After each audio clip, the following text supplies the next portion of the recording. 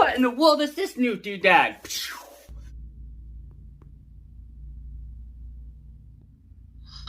sterilization mode.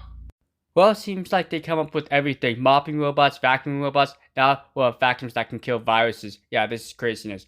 Alright, so basically there's 4 LED ultraviolet lighting emitting diodes underneath the robot, and what it's doing is actually killing the bacteria using ultraviolet lights. Now, this technology has been around in like ultrasonic toothbrushes to fancy cases, which when you close the case, it kills the bacteria off your toothbrush. But this is cool that's now in the robot vacuum. This is SEEGO Rotobus S1, botching the name Rotobus. I think that's how you say it. But this company is no stranger to consumer-based robotics. They actually have a delivery robot, which I really want to get. It basically can deliver you Twinkies, pretzels, snacks. So hopefully the company can see that and maybe they'll send me one. So make sure you like this video so I can get a cool Twinkie delivery robot that they have on their website. Okay, so what's so special about the S1? Well, this thing has UVC sterilization. So what does that mean? Well, it has an ultraviolet light that is underneath the robot. So as it's going around, it's going to kill the bacteria. They actually did an independent lab study and they say it kills about 99.97% of the bacteria. I've seen this technology in the past with like toothbrushes and other like cleaning products. So I guess this technology does work in theory. Okay, so we also have some specifications right here. So off the top of my head, we have a 5200 milliamp hour battery. We have about a 600 milliliter dust bin and a 300 milliliter water tank. So yes, this can vacuum, it can mop, it can do all that fun jazz. And yes, you know this little dummy thingy. If you've watched my channel before, this is LiDAR navigation. So it's a pretty smart vacuum. Okay, so the mapping process is pretty straightforward and I was able to set up the application without any issues. As you can see, as the robot vacuums go along your floor plan, it's creating a map in real time. Now, one thing to note is make sure the robot vacuum starts from the docking station and ends from the docking station so it can allow it to update the map. So the process is pretty automatic, you don't have to really do anything, just let the robot vacuum run. Once the robot vacuum's done, it'll go back to its docking station and automatically upload the map data. As you can see, the robot vacuum already divided up the rooms for you into different colors. Well, I guess today is just not my day. I was knocking over my equipment. I guess I was being clumsy that day. But anyways, you can say hi to Sparkles, he appreciates that. Also, if you find this video helpful, make sure you like and subscribe to my channel if you're new. I try to provide fun, engaging review videos. Give me a second here. One of those flappy doodads. It's actually one where you pull out. Alright. Do I have this upside down? Might be easier. Oh, that's everything in that box. Get out of here, box. Okay, so here's the quick start guide here. Very nice. It tells you everything about the robot. And there's that UVC light right there. Very, very cool. So one thing they say is as you lift the robot off the ground, the UVC light will automatically shut off. So it doesn't blind you or anything. The QR code you can scan with your smartphone. Sweet. Let's get that out of there. Hat, I don't know, maybe a sled for your small child or your dog. I have seen dogs ride skateboards and cool stuff. Maybe a hamster or something. Well, that's a pretty large hamster. It's like we got a filter. I have no clue what this is. Yeah.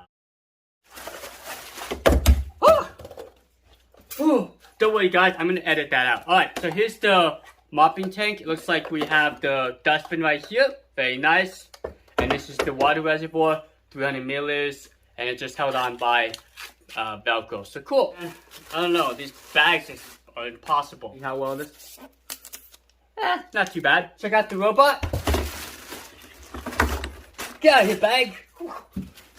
Alright, so we got these little foamy things. Make sure you remove that. Flappy lid doesn't open up. So very nice design. This is the SEEGO S1. So you have the power button. You got the return to home. So very simple interface. And you do have the LiDAR navigation with the domey clickable thingy-bob. So low-hanging furniture doesn't hit his head. Now, the top doesn't actually lift up like a lot of these robot vacuums. You actually remove the dustbin from the rear here. So this is the very large 600 milliliter dustbin. So very nice. And you also have the optional 2-in-1 dustbin with the water tank. So here's the water tank and it just kind of slots in here for the dustbin. Pretty easy to install. So this is your traditional robot vacuum. Got a front bumper here, your suite of infrared sensors. So there's no front facing camera or LiDAR sensor. It's just your traditional setup. Now you do have a dedicated wall sensor off to the right there. And this is where your dustbin resides. You also have the air vent and you have a speaker right there. So very cool. It's all on one side. Okay, let's go and get this guy flipped over. Ready. I get lucky here and see, get the R. Nope, there's another L. let's see, this should be the right. Yep, the little arm. So we're gonna snap that in. Okay, so this is cool. I really like the design. Kind of a cool turquoise, what is this, blue with the black accent. Kind of gives a nice design. So, up front is your front wheel caster. You do have, what is it, 3 clip sensors. I think I counted that right. You also have an easy to remove battery. So if you want to replace the battery, just 2 screws to replace the battery, which is a 5200 milliamp hour battery. Also, there's the 4 little ultraviolet lights, so very cool.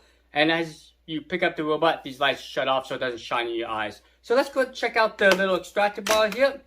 Very nice extractor bar, and I think you can remove the ends. Let's see. Yep, the ends can get removed, so it makes cleaning the hair fairly easy. So let's use a combination style. You got your bristles, and you also have the rubber thing doodad right there. So very, very nice. So I'm excited to get this charged up, and we'll see how well the S1 does. So hold on 1 second. Is this a giant phone or a small tablet? I'm not sure. Okay, let's go ahead and check out the different vacuum levels. You have 4 of them. Also, when you're ready, just press clean. And just within a few seconds, you can see a live map of your floor plan. It's actually pretty cool to watch. I've been mesmerized how this technology works. Okay, so as the vacuums go along your house, it's going to go along the perimeter first, and then it's going to fill in that perimeter back and forth cleaning pattern. A lot of these vacuums these days use this similar style cleaning.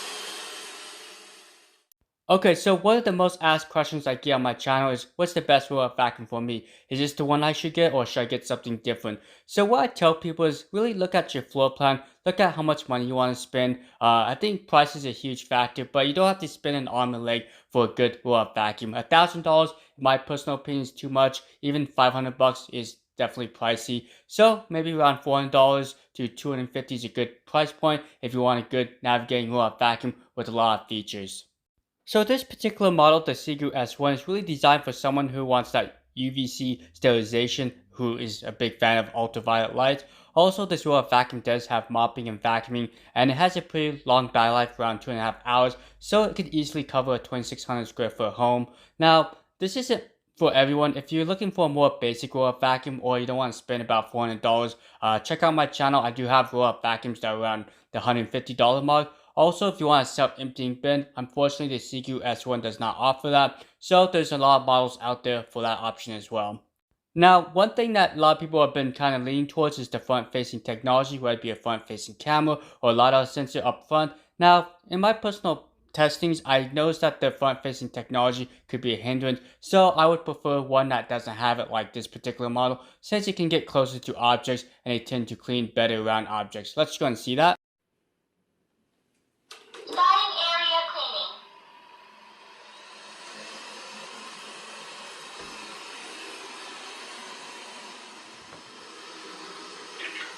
Okay, so I put some random objects down on the ground. So I got sparkles, I got some shoestrings, I got a robot vacuum, and lastly, I got a fake Shiba Inu. It's not a real one, I promise. I don't have any pets here. But let's just see how well this robot vacuum does. And one cool thing about the app is I can actually stop the robot vacuum and create a new area within the floor plan. So this is nice if, let's say, you don't want to clean that area anymore and you want to move on to the next area. It makes it really easy for the robot vacuum to pick up into a new area. There's no problems with the LiDAR getting confused or the robot vacuum having to restart. It was a pretty seamless process. The robot vacuum will make its way to the new area and then just start its cleaning job. So I'm happy with SEEGO's software. I haven't really noticed any bugs or glitches. It's been working pretty well. Okay, let's see how well the S1 does with its first obstacle. So it looks like it's just going to gently push the Shiba out of the way. I don't blame this robot vacuum. It really wants you just to clean everywhere, and these pesky objects are definitely in its way. Alright, so the S1 doesn't have any front-facing technology, so it's like any traditional robot vacuum. We kind of have to physically bump into the object, and then it kind of cleans around the object. Now, it was doing a pretty good job until it saw sparkles. I guess it has a thing for sparkles, so it decided to knock them out at the end of this section here and then continue back to its docking station. Okay, so the next time I'm going to test is how well the S1 navigates various obstacles. So I have some obscure furniture like some bar style furniture, also this U-shaped chair leg. As you can see, the roll vacuum's trying to get over it, but it's kind of getting hung up, so it has to back its way out. And it did a pretty good job kind of figuring out how to get through this. Okay, so I do test these roll vacuums in a real environment with a bunch of obstacles just to see how well they kind of portray, like if you're just going to use this roll vacuum in your own home. So from my observation, the S1 did a pretty good job. There was no real issues with the navigation, and it was able to effectively go around my house, cover all the areas. As you can see, it was able to go around these obstacles without getting stuck, and it was able to get behind the chairs, which some of these roll vacuums I tested tend to miss. So that's good that the S1 was a pretty thorough cleaner. That's going to give you my final thoughts. Also, I'll briefly go over the application. So overall, with my experience, the application worked well. Now, one interesting thing is there is an automation tab. So apparently you can tell the robot vacuum to start or end whenever the weather changes. Kind of an interesting little feature. Not sure if I would personally use it, but it's just there. Now, once we jump into the main screen, it's like a traditional setup. You have all your information right there. Now, one thing to note is you can change the vacuum levels. You can also change the water levels right here, which is really nice. It makes it really easy just to set up your settings and go. But my personal favorite is when you select room, you just tell it to clean the kitchen, the bedroom with just a single touch. Okay, so you do have partition editing. So there's a lot of different things. You can do custom order. You can rename the rooms, change the rooms. So just kind of play around with the mapping. The mapping process is pretty simple. Now let's go and check out the options here. So there's a lot of options here. One thing to note is you do have Y mopping feature. So you can do S mopping or Y mopping, and you can just toggle that when you want that. Also, custom mode allows you to do like a sequencing. So for example, if you want to clean the kitchen, the bedroom in that order, you do have that option. Okay, so like with a lot of these smart vacuums, you do have consumables, and it'll tell you like when to replace them. And you can go to SEEGO's website, and they do have the parts readily available. So basically, more information has all your Wi-Fi information, and that's just a quick overview of the application. So let's go ahead and just give you my final thoughts here. So overall, the SEEGO S1 is a pretty good vacuum. As I was having this guy running around my household, cleaning up various toys, obstacles that my child left around. Yeah, I'm blaming my child on this one. But basically, I had no issues with this vacuum. Now, this guy is 3,000 pascals. It's not the quietest nor the most powerful vacuum out there. But for the price, I think it's a good option. I don't think you can go wrong with the SEEGO S1. And also, the company does have experience with robotics. So they'll probably provide timely updates, software updates, and support after you buy this robot vacuum. Alright, so overall, I like the dustbin design. It's a very large dustbin, around 600 milliliters, but you do have that 2-in-1 dustbin as well. So thanks so much for watching. You guys have a great rest of the day, and thank you, SEEGO, for sending me out this cool robot.